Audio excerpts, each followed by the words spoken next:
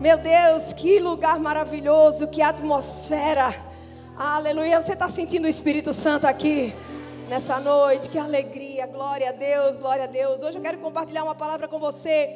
Eu tenho certeza que vai te ativar e direcionar a sua vida, a sua semana, amém? Você está querendo receber a palavra do Senhor? Amém, glória a Deus. Abra aí em Atos capítulo 16. Atos capítulo 16. Aleluia, glória a Deus, glória a Deus. Atos capítulo 16, a partir do verso 22. Atos capítulo 16, a partir do verso 22. Você encontrou? Amém, glória a Deus. Diz assim: a multidão se ajuntou contra Paulo e Silas, e os magistrados ordenaram que se tirassem as roupas e eles fossem açoitados. Depois de serem severamente açoitados, foram levados para a prisão. O carcereiro recebeu a instrução para vigiá-los com cuidado. Tendo recebido tais ordens, ele os lançou no cárcere inferior e lhes prendeu os pés no tronco. Por volta da meia-noite,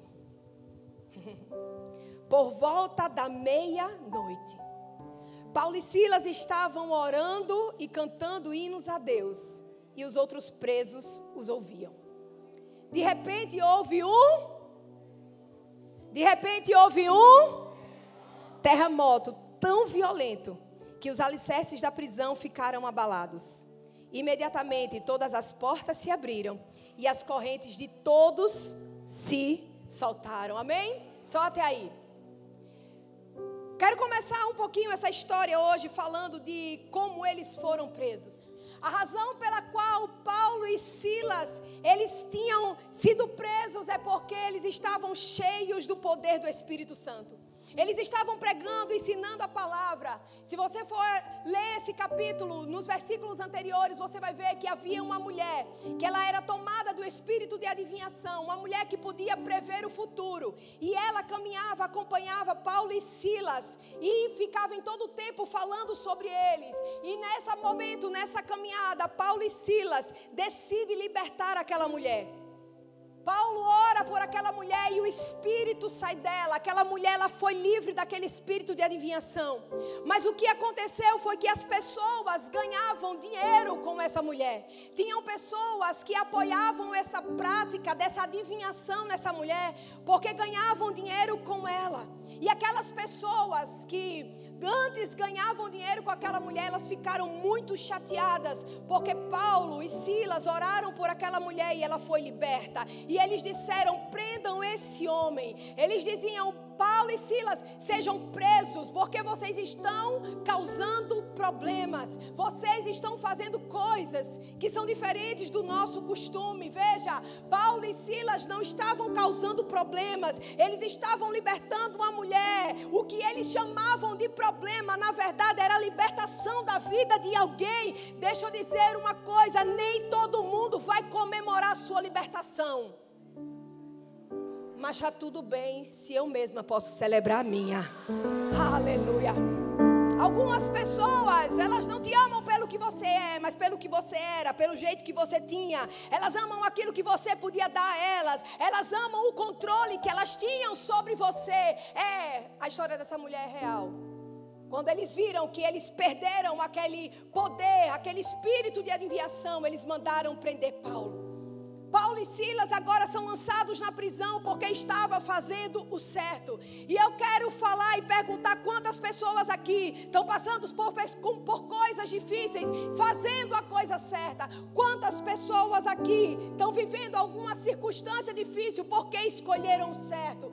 Essa era a situação de Paulo e Silas. Talvez você esteja dizendo a Deus: Deus, por que eu ainda estou passando por isso? Se eu te honro, se eu te amo, se eu ajudo pessoas.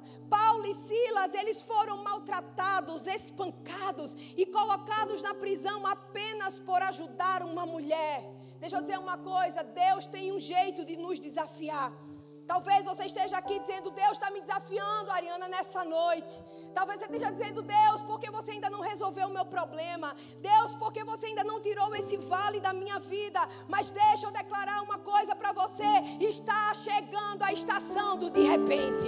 Está chegando a a estação do de repente, aleluia. Eu quero entrar no de repente de Deus. Paulo e Silas estavam na prisão, mas de repente algo aconteceu. A Bíblia diz: de repente houve um terremoto tão violento que abalou toda a estrutura daquela cadeia, daquela prisão, e nada foi do mesmo jeito. Essa é a estação do de repente que Deus quer apresentar para mim e para você hoje, aleluia. Agora deixa eu te dizer, de repente não significa não fazer nada. De repente não significa cruzar os braços e não fazer nada. De repente não significa esperar que Deus faça tudo. Viver a estação do de repente é entender que alguns princípios precisam ser mantidos.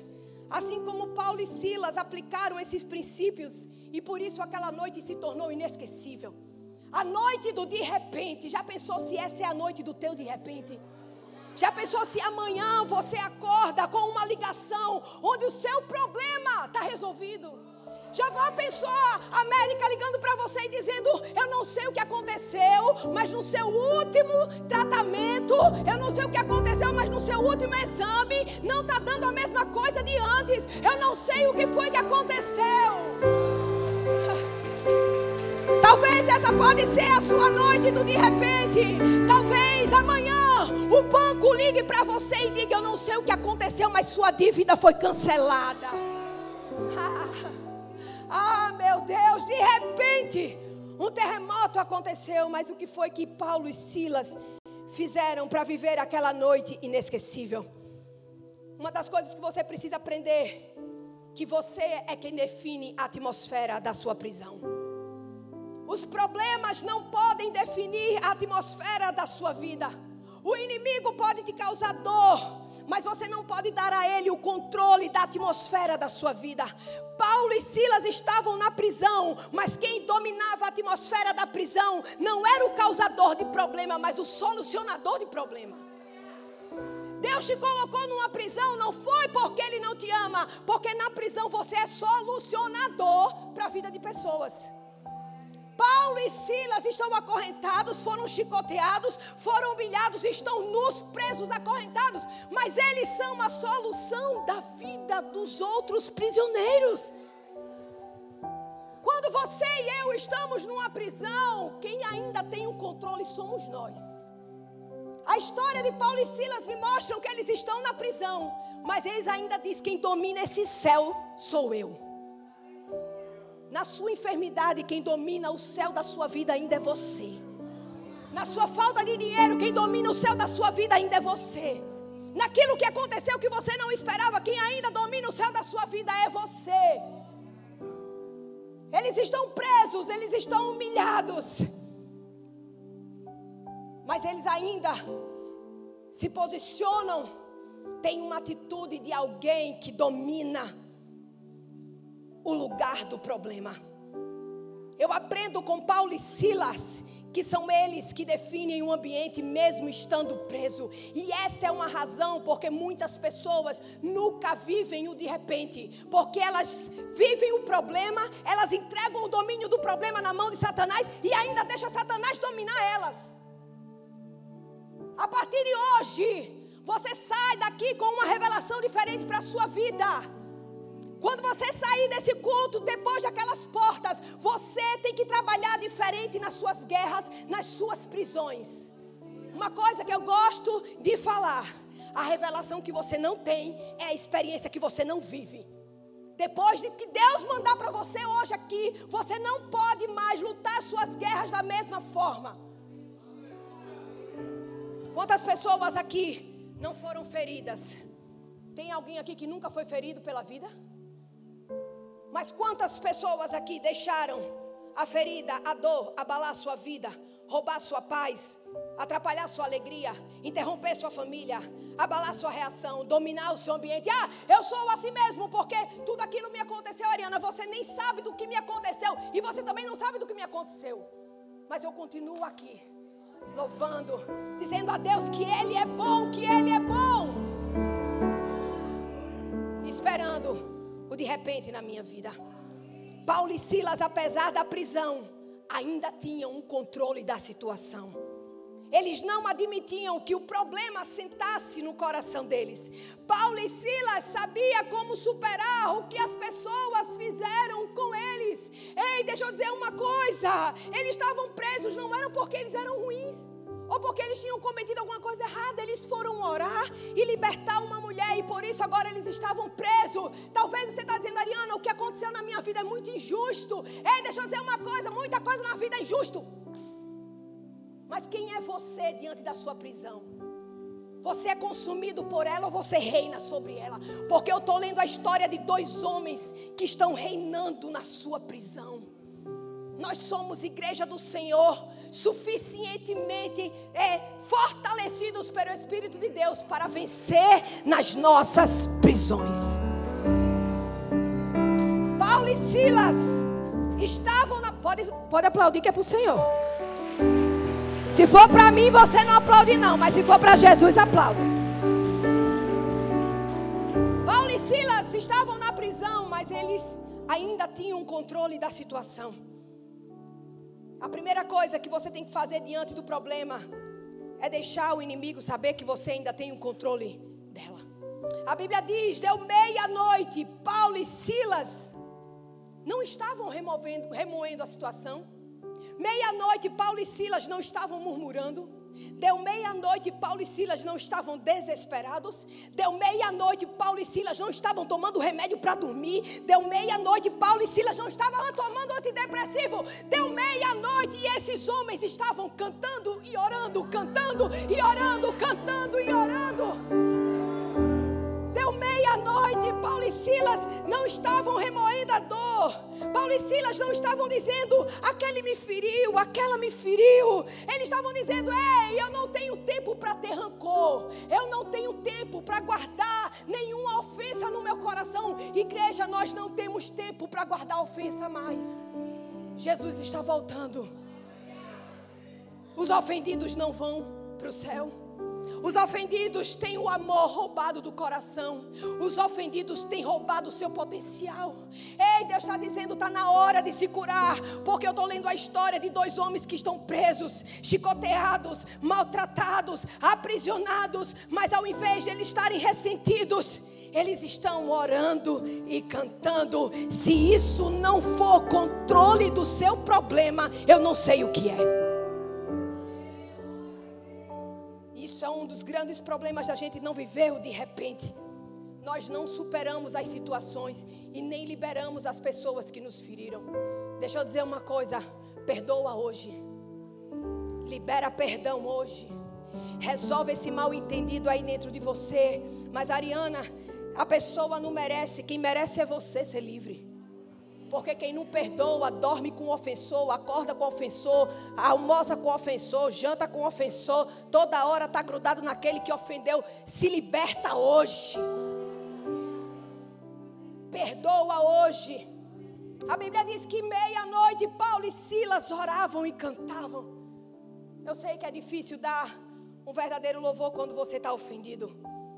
Mas não permita que a dor roube o desempenho do seu louvor e da sua adoração. Você sabia que você está aqui na igreja e você que é ofendido é facilmente detectável, não só pelo céu, mas pelas pessoas que estão aqui ao seu lado? Porque quem é ofendido, ele tem o louvor, o potencial, a força. Ele não louva como ele tem que louvar. Ele não tem uma vida de oração como ele tem que ter. Ele não tem uma vida de entrega a Deus. Por quê? Porque a ofensa impede o nosso relacionamento com Deus. A ofensa é o peso nos céus da nossa vida. Paulo e Silas não podiam mudar a prisão, mas eles podiam escolher qual era o foco do coração deles naquele momento. Nessa prisão que você está passando, aonde está o seu foco? Em quem colocou você lá ou naquele que pode solucionar? Até você definir quem está no comando dessa prisão, você não experimentará o de repente. Quem está no controle da sua prisão? Quem te ofendeu ou quem pode solucionar? Uma outra coisa que eu amo em Paulo e Silas é que eles não permitem que o lugar defina o que eles iriam fazer.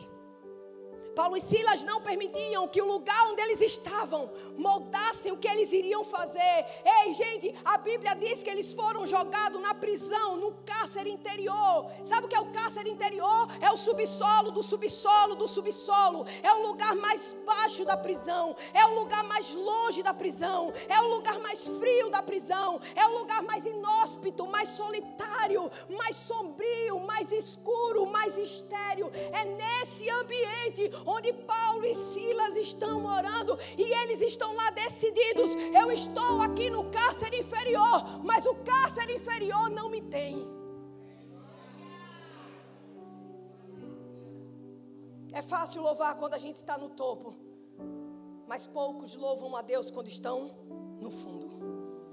Deus deseja que o seu louvor seja o mesmo, você no alto da montanha ou você no fundo do seu poço. O seu louvor, querido, não deve mudar porque você chegou no fundo.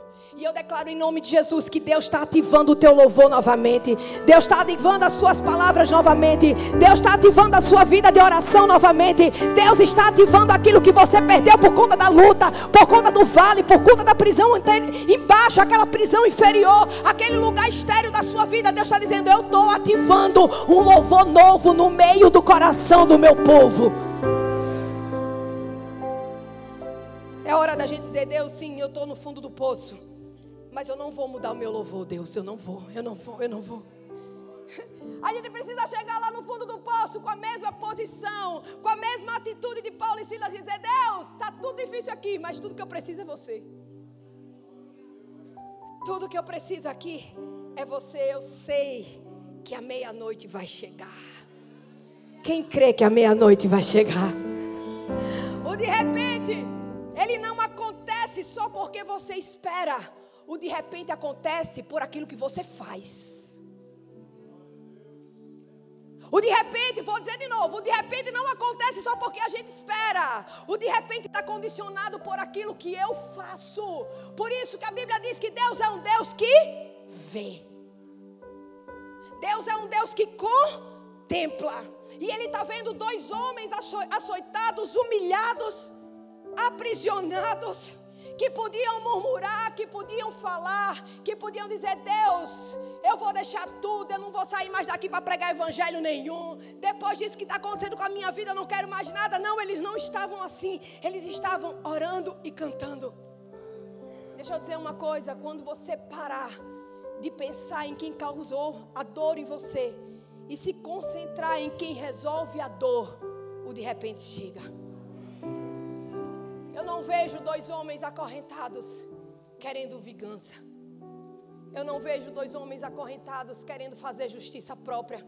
Eu não vejo dois homens acorrentados botando desabafo na rede social. Eu não vejo dois homens acorrentados botando indiretinha em grupo de WhatsApp. Eu vejo dois homens maduros que amam a Deus, que têm uma experiência profunda e sabem que o Deus que cuida deles era suficientemente poderoso para criar um caminho naquele impossível. Era um impossível, aquela prisão era um impossível. Mas deixa eu dizer uma coisa: o lugar impossível também é necessário. A prisão é um lugar necessário. Como, Ariana, você está falando disso? Deixa eu dizer uma coisa: a prisão não é um lugar legal, mas ela é real. A maioria de nós não gosta de desafios. Não costumamos pensar que as nossas dificuldades fundamentam o nosso futuro. Precisamos entender que o nosso Deus, Ele é um Deus que reaproveita as situações difíceis da nossa vida para construir uma solução inesperada. Algo que ninguém espera. A reviravolta da sua vida acontece quando você está na prisão. A prisão aí você coloca a sua dor, o seu problema, a sua dificuldade, a adversidade, o conflito, a crítica, o obstáculo, a pressão que você está vivendo. Mas tudo isso é o anúncio de uma nova estação. É o anúncio de que algo novo está chegando. Eu tenho dois homens acorrentados, aprisionados, humilhados, que acreditam que aquela prisão é o suficiente para Deus mudar a vida deles. Ei, quem tem fé para acreditar que a prisão de hoje vai ser só o seu testemunho do poder de Deus. Aleluia! Aleluia!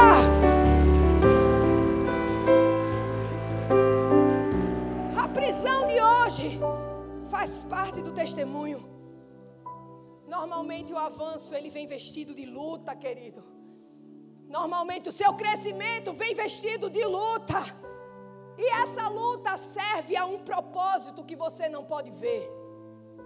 Paulo e Silas não podiam ver o futuro. Paulo e Silas não sabiam o que esperar, mas eles acreditavam naquele Deus que constrói um caminho onde não há caminho. Deixa eu dizer uma coisa, a prisão é um lugar necessário. Fora dela, algumas pessoas só são religiosos, mas dentro da prisão elas se tornam verdadeiros adoradores. Vou falar de novo que talvez alguém não entendeu. Sabe por que a prisão ela é necessária? Porque fora dela você é raso, você é só religioso, mas aquele que vive a prisão se torna um verdadeiro adorador. Paulo e Silas cantavam e oravam. O lugar não impediu o crescimento daqueles homens. O lugar nunca vai impedir o seu crescimento. Você só para se você quiser. Ah, porque você não sabe quem é o meu chefe, onde eu trabalho. A partir de hoje, seja o solucionador. Cadê a sua vida de oração? Cadê o seu louvor? Eu duvido que aquilo que Deus fez com Paulo e Silas, Ele não possa fazer lá na tua empresa, no meio do teu chefe. O lugar, ele nunca vai impedir o nosso crescimento. Porque eu aprendo nessa história que o lugar não impediu o crescimento de Paulo e Silas. Eu não vejo Paulo e Silas dizendo: eu não tenho, eu não posso, eu não faço, eu não tenho força. Eu não vejo Paulo e Silas reclamando do que tem. Ei, pare de reclamar do que você tem. Às vezes o que você está reclamando é o sonho de alguém. Para de reclamar do que você tem, começa a agradecer. Do que você não tem, começa a agradecer pelo que você tem. Porque o não ter não roubou Paulo e Silas do milagre. Não tem dinheiro? Calma, isso não rouba de você o seu milagre. Ah, porque eu não tenho marido, porque eu não tenho esposa, porque eu ainda não casei, porque eu não tenho casa, porque eu não tenho emprego, porque eu ainda não me formei. Ei, calma, isso não rouba de nós o milagre de Deus. O lugar da preparação nunca é maior do que o propósito. Paulo e Silas estavam prontos para viver algo sobrenatural que muitos de nós não estamos preparados. A prisão é necessária, porque a prisão constrói uma história de fidelidade. Deixa eu te dizer uma coisa: cada de repente da nossa vida tem uma história de fidelidade. O que no momento parece ser algo sem solução é a história por trás do seu testemunho. Eu quero declarar em nome de Jesus que Deus é o iniciador e o finalizador dos seus processos. Ele é o alfa, mas Ele também é o ômega. Ele completa aquilo que Ele começa. Deus é aquele que reescreve histórias, e Ele está reescrevendo vitória na minha vida, na sua vida, no meu testemunho, no seu testemunho, na minha casa e na sua casa. Ele é o alfa e Ele é o ômega. Ele começa e Ele termina. Paulo e Silas sabiam que aquela prisão tinha data de validade. Diga assim: a minha prisão tem data de validade. De repente vai chegar. De repente mais um pouquinho e dá meia-noite. Oh Deus, nós estamos esperando da meia-noite. Minha gente, o crente é muito doido, não é não? Imagina uma pessoa passando aí dizendo: a gente está esperando a meia-noite. Vão dizer o que da gente? Ô povo doido dizendo que estão esperando a meia-noite. O que é que vai acontecer na meia-noite? A meia-noite espiritual é a mudança da minha história. A meia-noite espiritual é a mudança da minha vida. Aleluia, aleluia. E eles clamam. Meia-noite eles estão clamando. Meia-noite eles estão orando. Deixa eu dizer uma coisa: que o seu louvor seja puro. Não pode haver mistura. Não pode haver murmuração e louvor ao mesmo tempo. Não pode haver louvor e reclamação ao mesmo tempo. Que o seu louvor e o meu louvor sejam puros. estão lá à meia-noite, eles estão cantando. Deixa eu dizer uma coisa. Havia outros prisioneiros lá. Como é que você acha que aqueles prisioneiros estavam? Calados? Não, provavelmente aqueles prisioneiros gritavam, reclamavam, estavam aborrecidos com a sua condição. Provavelmente aqueles homens também estavam fazendo barulho, dizendo: eu quero sair daqui, eu quero sair daqui. Mas Paulo e Silas não entram nesse jogo. Deixa eu dizer uma coisa. Você tem que ser radicalmente positivo e espiritual nos dias de hoje. Agora deixa eu te dizer também que nem todo mundo vai gostar porque você é positivo. Sabe aquele povo que tudo vê o ruim, e quando você chega a dizer: não, Deus vai solucionar, aí já vem você de novo com essa conversa. Não tem como se resolver essa questão. Tem sim, porque Deus pode. Ah, minha família não tem jeito. Pode. A promessa diz: eu e minha casa serviremos ao Senhor. Glória a Deus aqui dentro, mas nem todo mundo lá fora gosta de ouvir isso. Olha aí o povo dizendo que é verdade, tá vendo? Nem todo mundo gosta que você seja radicalmente evangélico. Nem todo mundo gosta que você seja radicalmente positivo. Nem todo mundo gosta que você seja radicalmente espiritual. As pessoas vão dizer lá: ei, veja a realidade, não vai mudar. Não tem como. Deixa eu dizer uma coisa: o espiritual é maior que a realidade. Ariana, você não está vendo o mundo? Estou vendo o mundo. Você não está vendo as notícias? Estou vendo as notícias. Você não se entristece com algumas coisas? Sim, eu me entristeço, mas deixa eu dizer uma coisa: a verdade de Deus supera as tendências. Isso inclui política, vida financeira e tudo mais que a gente está vivendo. O espiritual é maior do que a realidade. Eles estavam presos. Provavelmente os outros presos reclamavam, mas eles não caíram nesse jogo. Você precisa ser positivamente espiritual. E quando você for positivamente espiritual, você vai estragar os planos dos negativamente murmuradores. Onde aqueles prisioneiros esperavam ouvir mais reclamação, mais murmuração, agora eles estão ouvindo louvor e oração. Com certeza aquela atitude de Paulo e Silas mudou toda a prisão. Deixa eu dizer uma coisa: quando você entrar no ambiente, você tem que mudar a rota daquele ambiente. Todo ambiente que recebe você tem que se mudar, tem que se prostrar quem você é. Eu tenho certeza que aquela atitude de Paulo e Silas mudou a realidade da prisão. Peraí, que é isso que a gente está ouvindo? Tem gente cantando aqui na prisão? Tem gente orando aqui na prisão? A Bíblia diz que quando o terremoto sacudiu aquela prisão, as portas se abriram. E deixa eu dizer uma coisa: todos continuaram na prisão. O que é normal de um preso quando a prisão se abre? Fugir. A Bíblia diz que quando teve o terremoto, as cadeias quebraram, as portas abriram e ninguém fugiu. A Bíblia diz que o carcereiro ficou tão doido, tão desesperado, que ele disse: espera aí que eu vou pegar a espada, vou me matar agora, porque... E Paulo diz: não precisa fazer isso não. Deixa eu dizer uma coisa. Olha o que Paulo disse: ei, carcereiro, se mata não, está todo mundo aqui. Mas você precisa entender,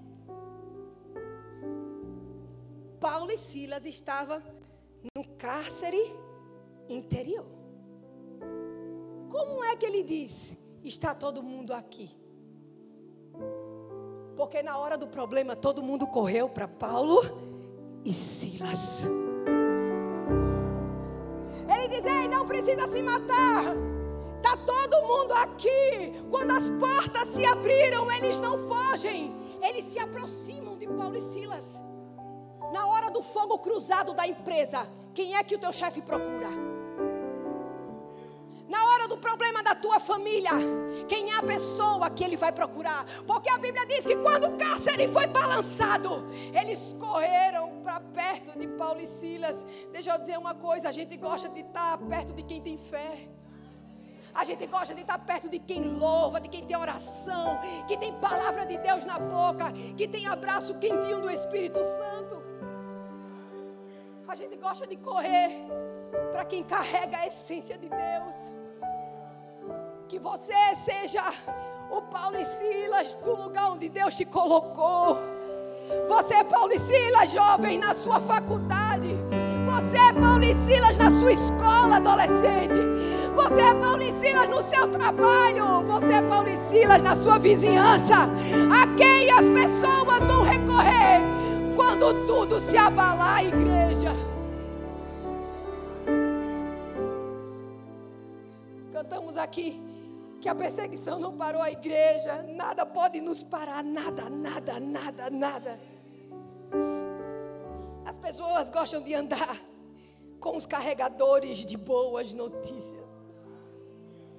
Paulo e Silas eram os carregadores de boas notícias.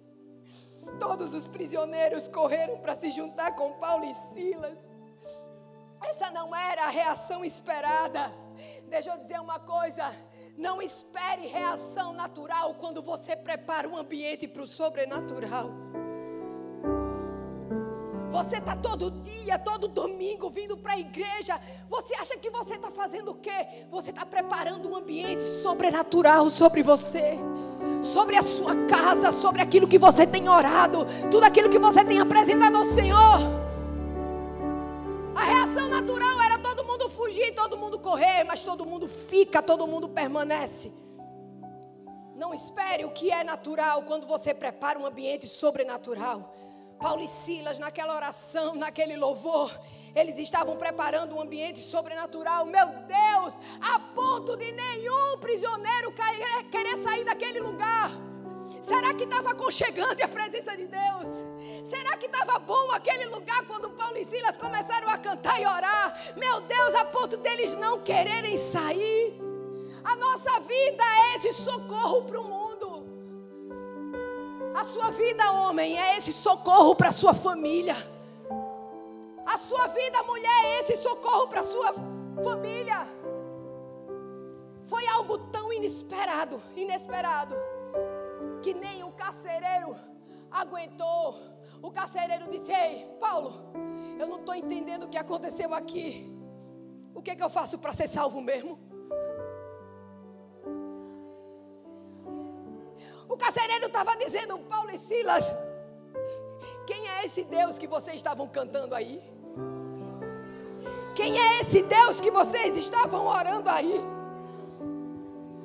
Porque quando o mundo vê em nós essência, irmãos, quando o mundo vê em nós uma verdade, irmãos, eles vão querer saber o que tem dentro de nós. Quando nós somos de verdade, a nossa vida é um imã para esse mundo. Fica com raiva não do pessoal da tua faculdade que te persegue, ó, o crentinho, lá vai o pastor. Não, isso é só o ambiente sobrenatural que está sendo travado, porque na hora que a cadeia balançar, ele vai dizer: eu vou atrás do crentinho. Na hora que os pais tiverem crise, eles vão dizer: eu vou atrás do crentinho.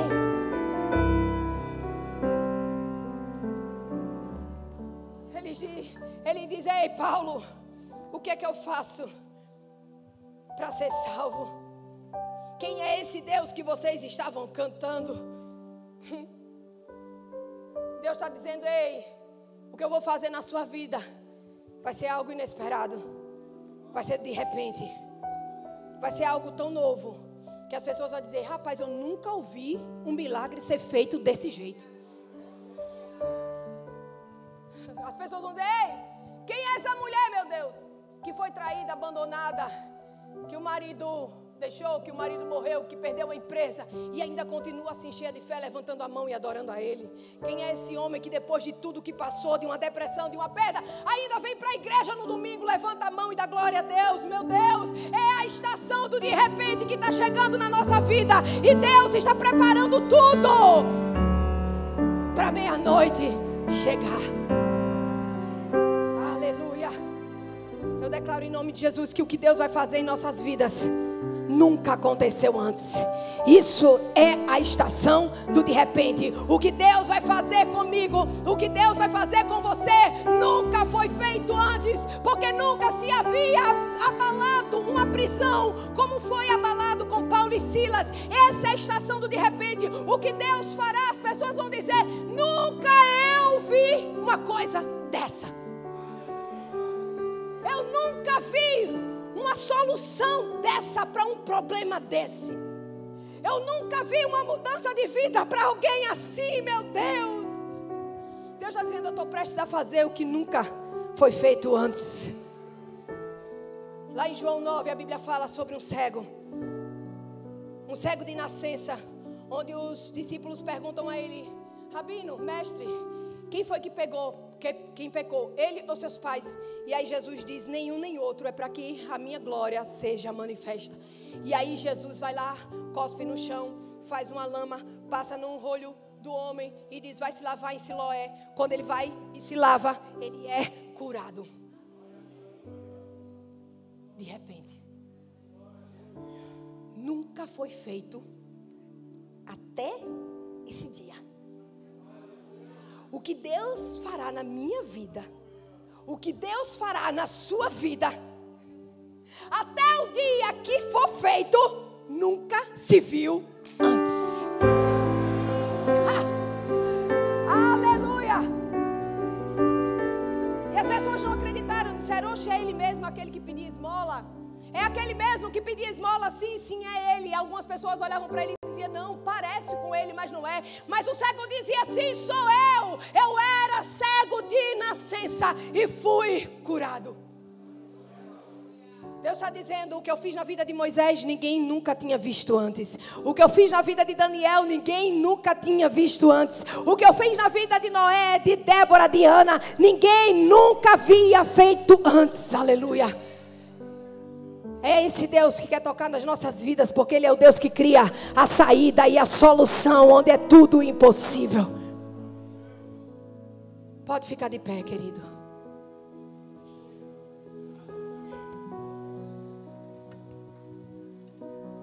O nosso Deus é Deus que cria solução e saída aonde todo mundo diz é impossível. Talvez eu estou falando aqui com pessoas que vivem impossíveis hoje. Talvez eu estou falando com pessoas, pregando para pessoas que nessa hora estão dentro de prisões. Eu creio que você recebeu a palavra, amém? Mas eu quero que você saiba que o testemunho das pessoas na sua vida, a partir do que Deus vai fazer dessa noite, é Deus dizer: Deus fez por ele. Deus fez por ela o que nunca foi feito antes. Paulo e Silas estão amarrados, humilhados, subjugados, mas eles estão orando e cantando. E o que Deus faz por Paulo e Silas nunca havia sido feito antes.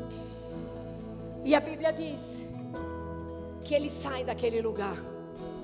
Deixa eu dizer uma coisa. Qual é a postura de quem sai de uma prisão com uma honraria dessa? Eu não sei se você está entendendo, mas Deus está dizendo: filho, eu quero te tirar hoje dessa prisão.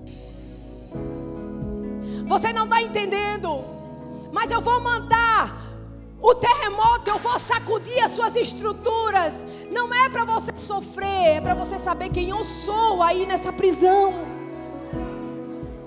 Tudo que você está achando difícil, tudo que você está achando impossível, é o caminho que eu estou construindo para o teu coração. Nós precisamos começar a discernir, a codificar, a decifrar as lutas na nossa vida. A luta não é porque Deus não ama você. Talvez você disse: Deus, é a última vez que eu vou para a igreja. Deus, eu não quero mais. Se hoje o Senhor não falar comigo, se hoje o Senhor não solucionar o meu problema, deixa eu dizer uma coisa: mesmo estando em prisão, eu não vejo Paulo e Silas murmurando. Eu não vejo Paulo e Silas colocando Deus contra a parede. Eu vejo dois homens orando e cantando até Deus fazer. Está difícil, não está aguentando mais. Pede espírito de resistência a Deus. Mas não diz: Deus, eu vou deixar tudo. Deus, eu vou sair de cena. Deus, eu vou abandonar tudo. Não diz isso para Deus. Pede a Deus espírito de resistência nessa noite. Espírito para continuar. Espírito para permanecer fiel. Porque todo de repente é pautado numa história de fidelidade. Todo de repente é o testemunho de alguém que disse: eu vou sair por conta própria. Você não vê Paulo e Silas querendo sair por conta própria. Eles cantam e oram até Deus fazer. Feche seus olhos. Apresente sua vida diante do Senhor.